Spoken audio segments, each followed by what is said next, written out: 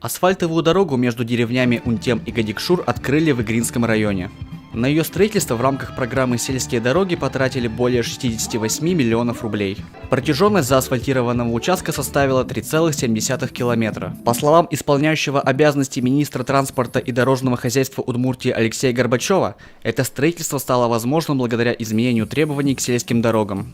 И раньше было ограничение у Росавтодора, что строились дороги к населенным пунктам, с населением более 120 человек.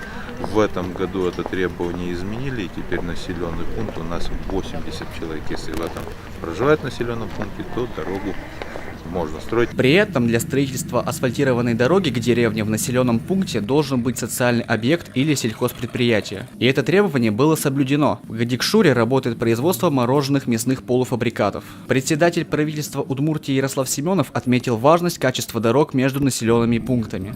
Если мы строим дороги в сельских территориях, мы понимаем, что это жизненные артерии, которые соединяют дороги, соединяют населенные пункты. Вы знаете, что у нас есть те дороги, где весенний, осенний период, сильные дожди, невозможно проехать. Ведется очень большая работа, в том числе по дорогам, которые будут ремонтироваться, реконструироваться в будущем году.